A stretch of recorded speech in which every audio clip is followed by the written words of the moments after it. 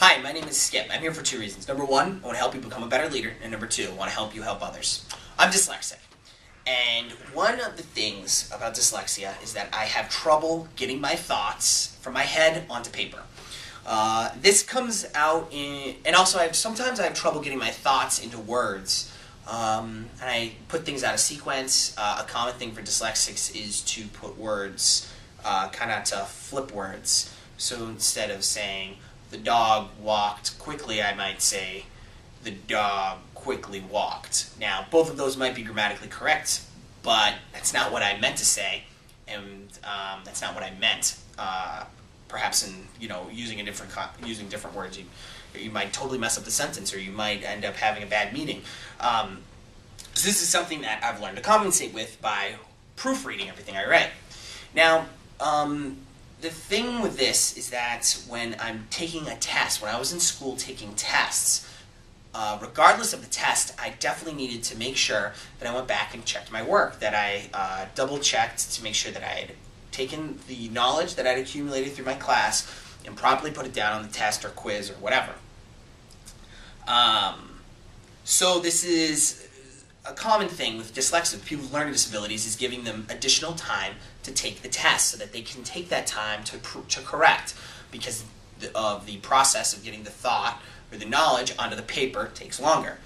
So this is something, it takes a long time to teach that to somebody, to correct and to see through the common mistakes of their learning disability.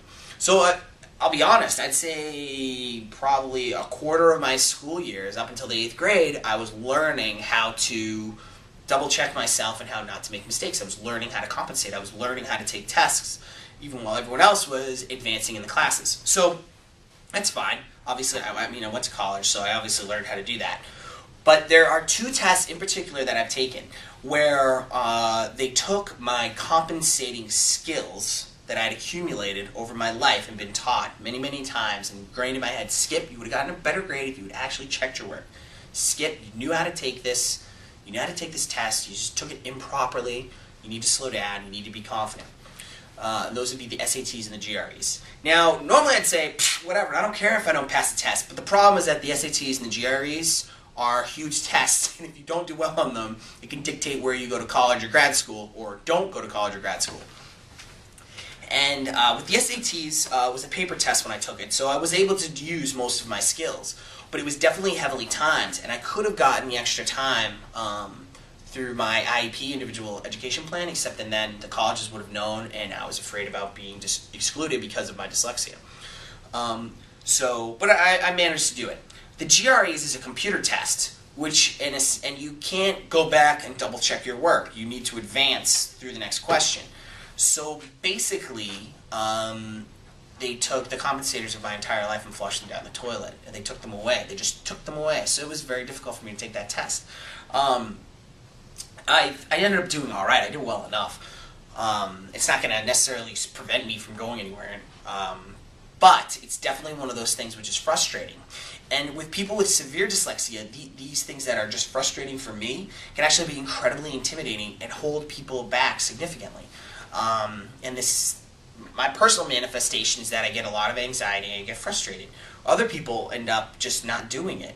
So think about all the people who are smart enough to go to college or grad school but end up not going because they're afraid to take these tests. I don't know what the solution is. I think that people just need to, I could say work harder, but that's not really the issue, because you do work hard. You just have these walls that you can't get through without extra help. I don't know what the solution is, but I do know that the GREs and the SATs suck. That's all I got to say about that. Anyway, my name is Skip. Thanks for watching. Have a good day. Go live the wheel.